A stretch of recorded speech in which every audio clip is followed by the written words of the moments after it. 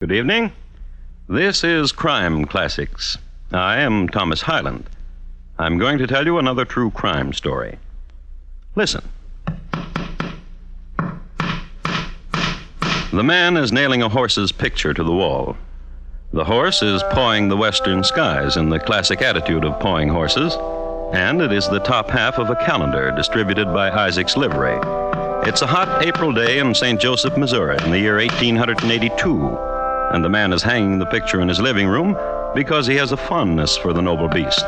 Horses have gotten him out of many a critical situation, such as 1, holding up railroads, 2, robbing banks, 3, murdering fellows.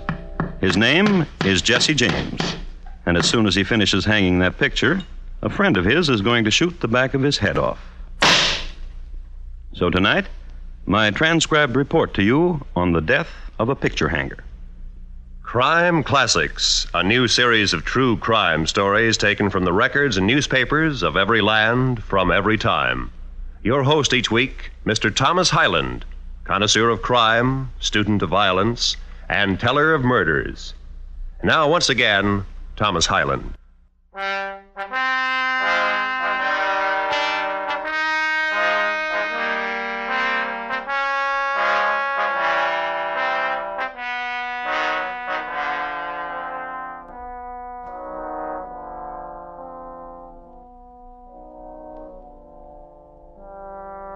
Tonight, we take you to Jefferson City, Missouri, to the mansion of the governor of that state. His name was Crittenden, but his cronies called him Critch. He liked living in the governor's mansion because he never had it so good. There were servants, crystal chandeliers, wine furnished by cronies, entertainments by cronies, and best of all, 6 small gilded cherubs, backs bent cheerfully to support a cast-iron bathtub, and quite often the governor also. So, if you've never attended a governor taking a bath, here's your chance. Where's that soap? Where is it? Well, there it is, Critch. Right behind you. Sheriff. Uh-huh. When's the last time you had a bath? Kansas City. Just after the hanging of Billy Bob Williams. Let's see, that was, March 12th last. What a memory you got, Governor. Yeah, hanging outlaws one of the nicest parts of this job, Timberlake. You ever get to be governor, hang a lot of outlaws and remember when. That way you can tell people and people will be impressed and keep you governor. I'll remember. Hand me that rose water and glycerin, Sheriff. Oh, sure. Thanks.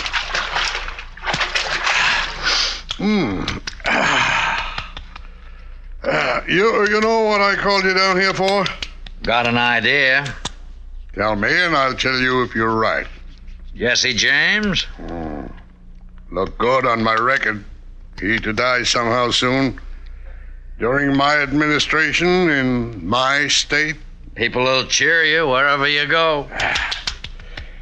I like the sound of people cheering. Governor. Hand me that towel, Sheriff. Oh. Thanks. Governor, I've been thinking. Scheming kind of thinking? Oh, you might say. About Jesse? If it works, people liable to cheer you right on to Washington. Then there's no telling what. In a case like that, you're liable to be standing right where I'm standing. That's right. Get Jesse for me. I'm gonna do that.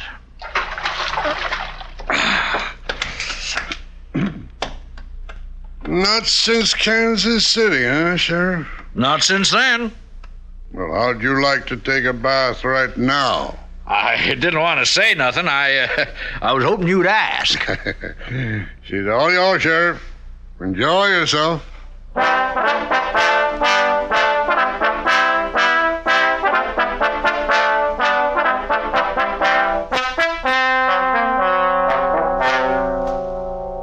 Sheriff Timberlake was a man who instinctively knew his way around a bathtub. He soaked, lathered, and rinsed and was out of there in the shake of a lamb's tail. Then he went home. Then he changed his clothes. He got into a nondescript outfit of brown woolen pants and a black alpaca coat. And he went down to Kansas City. Many things were to be found in Kansas City. a wooden monument, long since burned, of Daniel Sanker, who got a message through to his beleaguered dad, a grand opera house, and 3 mechanical pianos, each with fiddle attached. All in all, it was a very happy community. Worthy of note is the fact that Spit in the Ocean, a poker variation, was invented at Bobbrick's Poker Palace during this era. And it is into this very den that Sheriff Timberlake wandered. He wandered here because he was looking for someone, a girl, a young lady whose job it was to stand in back of strangers at the gaming tables and make signals to the houseman on the opposite side. When Timberlake approached her, she had 3 fingers in the air and the tip of her tongue pointing to the left. Matty, Oh, Up you, 100? want to talk with you, Matty. a second. Raise you. Carl. I got me a one-eyed jack in the hole. Gives me 3 of them. Where'd you say you're from? Roanoke? Nice place. Come on. Out here. What you want? How's Johnny? You said you weren't going to turn him in. For favors. What you want him to do? Nothing. What you want? Jesse James. Oh. Got to clean up Missouri, Matty. Oh? Got to start with Jesse.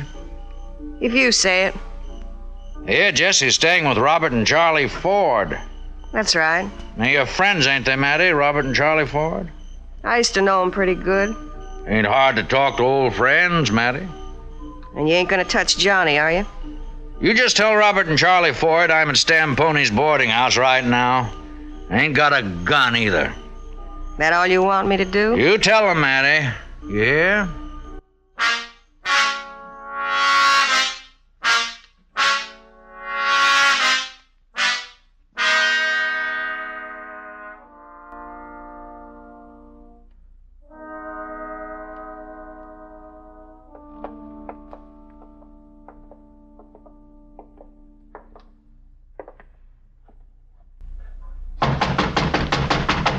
Who is it?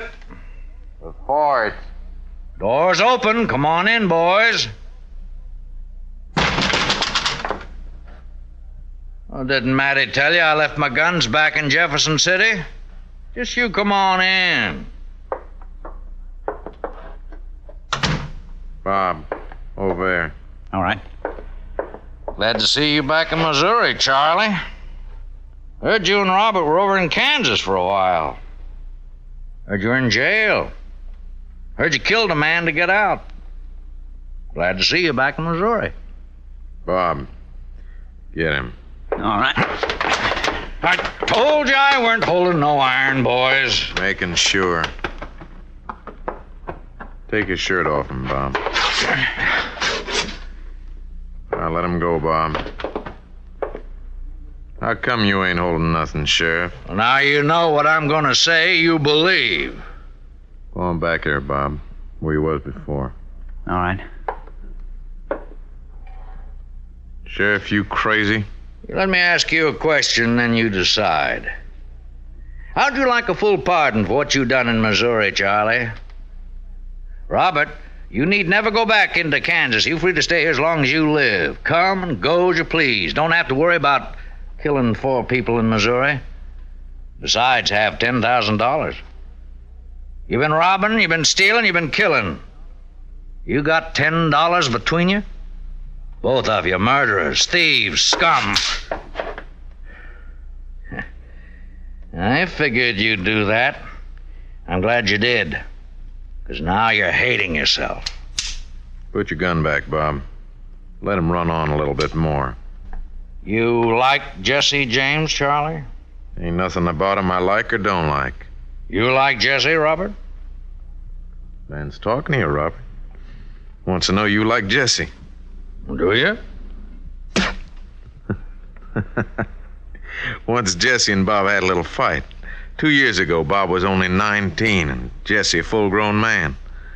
When Jesse was finished with Bob, Bob got to be a full-grown man. The governor wants Jesse dead or alive. A lot of people do. Governor says he'd give both of you a full pardon and $10,000 for Jesse. Ain't no bargain, Jesse being who he is.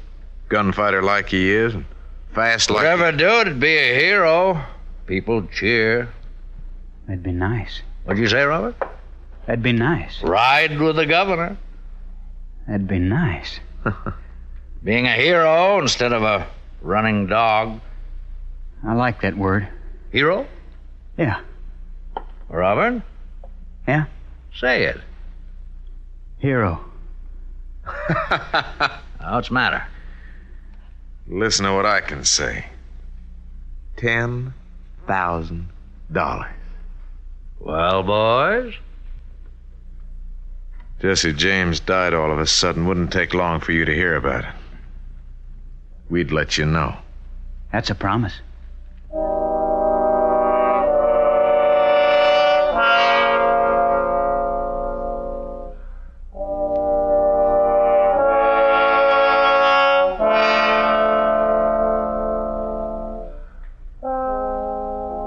Chain reaction. Governor in bathtub, sheriff in waiting, Mattie the girl card watcher, and the brothers Ford, Robert, and Charlie. The principals involved in getting Jesse James assassinated. It would be well at this point to remark upon some of the accomplishments of Jesse James. His standard feat was murdering cowboys and rustling cattle.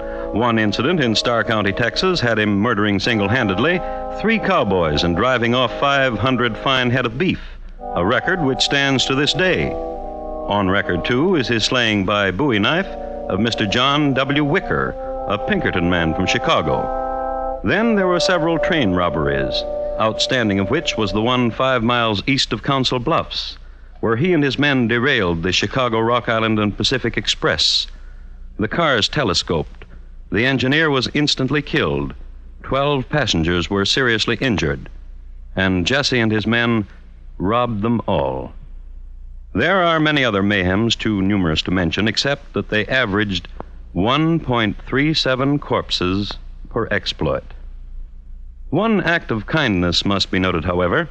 Mr. Avery Thompson, hurt grievously by a runaway horse in the streets of Abilene, pleaded to be put out of his misery. From 50 paces, Jesse obliged. His act of mercy was applauded by all around. It was then this half-kind, half-renegade person that the brothers Ford were going to kill. Charlie and Robert went home, lit the kerosene lamp, and waited. They didn't have to wait too long.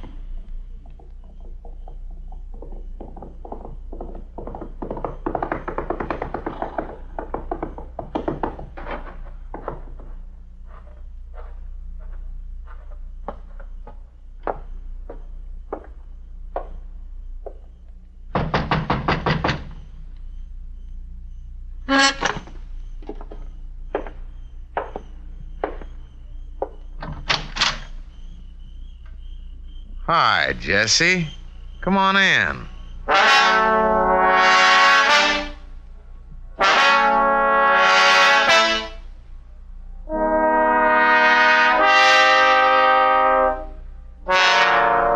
It was a Saturday night when Jesse walked through that doorway in Ray County, and Sunday was his favorite day because he could sleep late.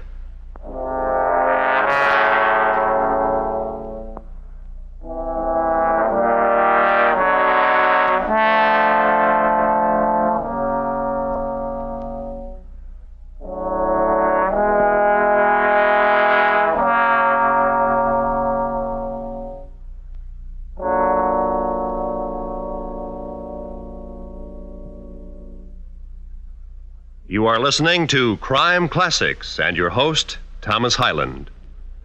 Tomorrow night, if you're in the mood for still more adventure listening, don't miss 21st Precinct, the program that probes the inner workings of the world's largest police force. 21st Precinct shows you policemen as the human beings they are, exposes their tough grinds, their dangerous careers. Remember, it's Tuesday nights on most of these same stations, presented by CBS Radio. And now, once again, Thomas Hyland and the second act of Crime Classics, and his report to you on the death of a picture hanger.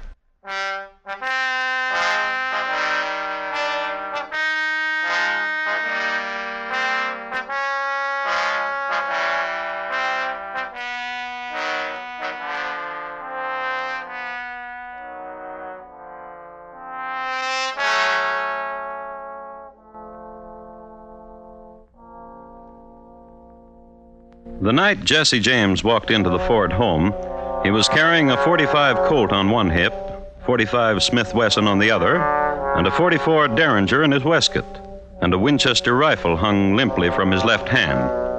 Armed in this manner was standard operating procedure for Jesse when he walked into homes, a procedure which varied only some years before when he courted. At this time of romance, he did not wear the Derringer. It should be remarked, however, that the Winchester was kept by his feet like a faithful old dog. All of which adds up to the fact that all of the people who tried before this Saturday night to kill Jesse were long dead. And the Ford boys, Robert and Charlie, were well aware of this fact. But Robert wanted to be a hero, and Charlie wanted $10,000. So they were very hospitable. Sit in the rocker, Jess. Want some whiskey? Bob. Heard you've been in Jefferson City, Jess. Here you are, Jess.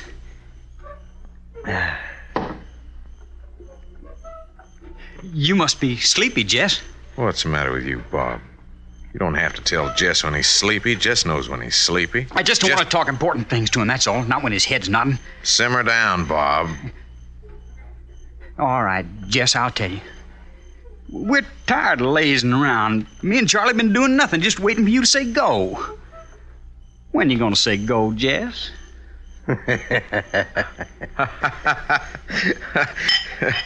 Kid's anxious, Jess. Just like kids. You're tired, that's all. Yeah. Been on my back like this for a week, Jess. Worrisome, ain't he? Listen, Jess, we figured something. The train, Jess. Trains are easy. You hear what he said? You hear what he said, Charlie? Trains are easy. Kid. The Chicago, Rock Island, and Pacific out of Kansas City. It makes a stop at Winston, Jess. At Cameron, too. Here's your drink, Jess. We gonna do it to the train, Jess? Need some sleep. Bob, fix Jess that place in the barn. Sure will.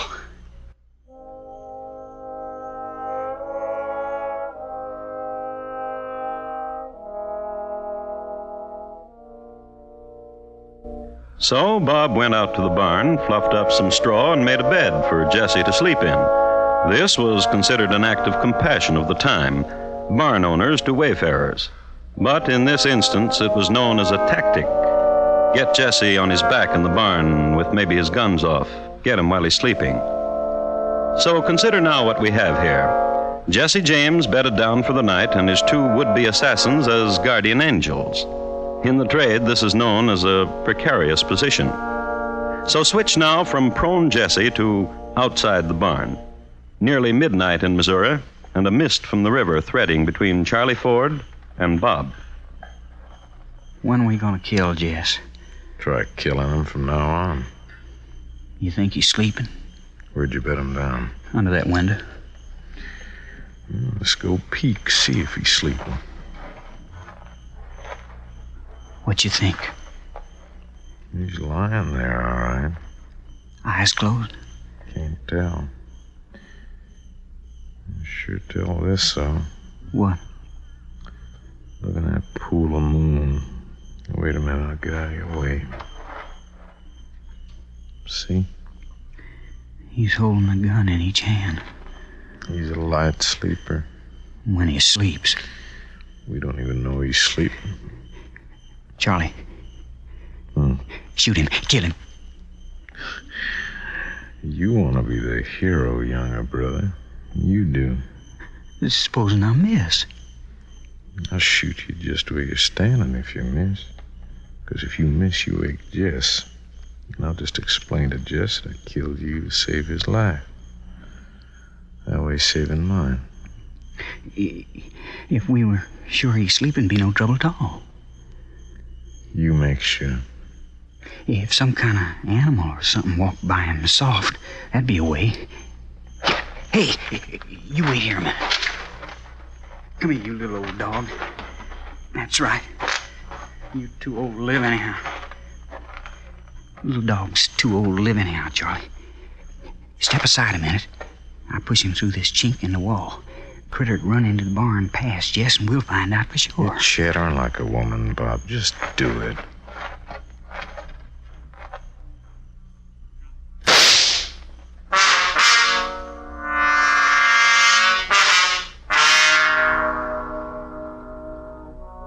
Bob and Charlie huddled together that night, and in the morning they flashed their nicest, sleepiest grins when they awoke to find Jesse James standing over them.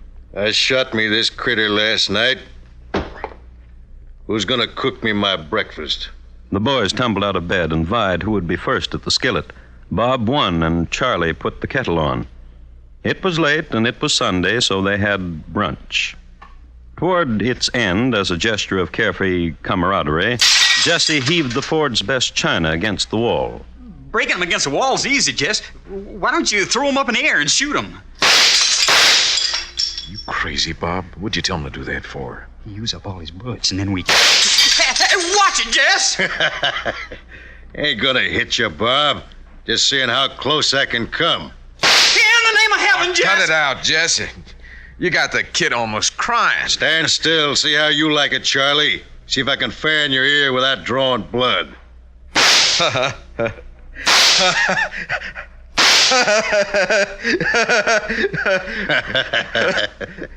Now let's go do it to a train.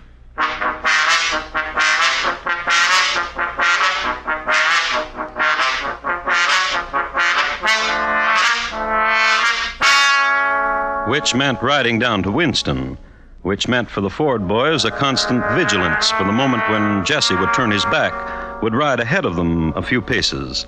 Anything so that they could have an irretrievable advantage. Historians make category of this event as the ride to Winston with the Fords up front. Jesse just didn't trust anybody to ride in back of him, except his mom, but then she was only comfortable on very slow horses. So down to Winston they rode, and at 9:30 p.m. on Monday night, they boarded the Chicago, Rock Island, and Pacific train. As soon as the train started, they dressed themselves in white linen dusters. They wore red handkerchiefs over their faces, and they waited in the vestibule for the conductor. 15 minutes later, Jesse James and the Fords left behind them 2 corpses, a wounded engineer, and an empty duck cage, the boys having released a dozen ducks from the express car. They took with them $8,000 in cash and convertible mementos. The boys jumped off the train at a point where they had tethered their horses. Then they rode south. They rode to St. Joseph, Missouri.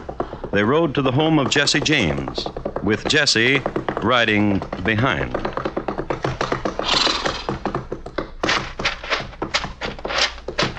Wait out here, boys.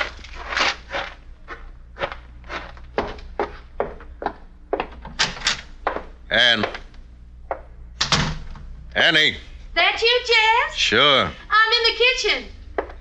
Oh, hello, Jess. Don't you kiss me now, Ann. You wait till I wash off this road dust. I don't mind. You too pretty to get mussed up. Oh, Jess. What you got there, Ann? I was in Isaac's today to see about some harness. He gave me this calendar. He said, you put this up in a nice place, Mrs. Howard. Everybody in town calls you Mrs. Howard, don't they, Ann? They call us the Happy Howards. They ask what you do. I say a traveling man. You been traveling, Jess? I brought you a watch, Mrs. Howard. Here. Why, Mr. Howard, porcelain and gold, just what I wanted. Now you go away and wash so I can kiss you. What you doing to that calendar, Jess? Pretty picture of a horse, Ann. Tear off the calendar part, it'll look nice in the parlor. Nail it up in the parlor, Ann. Some tacks and a hammer in the cabinet. Brought the Ford boys with me, Ann. Oh, that's nice. I'll have the boys come in. You make us something to eat.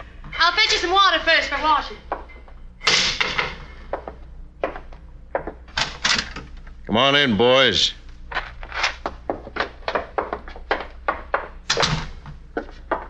You boys like this picture? Right good picture of a horse. What are you going to do with it, Jess? Figured to hang it here somewheres. I wouldn't want me a picture of no horse in the parlor. You just ain't got no eye. No, he ain't. Yeah, I think hanging a picture like that's real good. Where are you going to hang it, Jess? Here, I guess. That's too low to hang a picture. Yeah. Higher, I had me that picture, and I was going to hang it. I'd hang it higher. huh? Maybe you're right. Pleasant to be home. How's your missus? Pleasant to be home. Man don't have to carry around all these guns weighing heavy around his middle. Feels mighty fine. I said, how's your missus, Jess? Getting water. Gonna cook us something. Get off that chair, Bob. What for? You stupid. I said I was gonna hang me this picture. All right.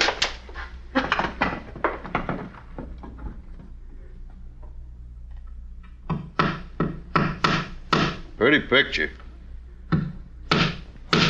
Bob. All right. All right, Charlie!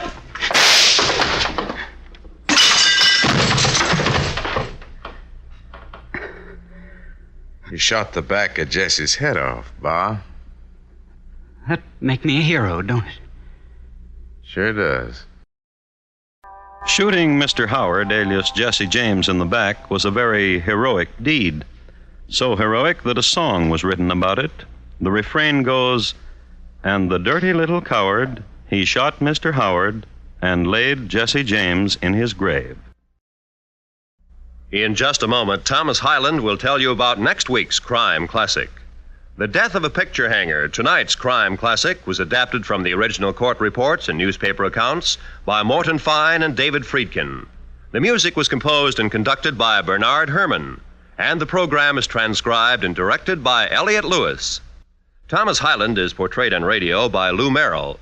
In tonight's story, Clayton Post was heard as Jess, Paul Frees as Charlie, and Sam Edwards as Bob. Featured in the cast were Joseph Kearns, Charlotte Lawrence, Paula Winslow, and Joseph Granby. Roy Rowan speaking. Now, here again is Thomas Hyland. Next week, a bedroom in Baltimore, Maryland, in June 1871. Its occupant, William Scott Ketchum, Major General, United States Army, retired. My report to you will be on the final day of General Ketchum and how he died. Thank you. Good night. It's on the CBS Radio Network.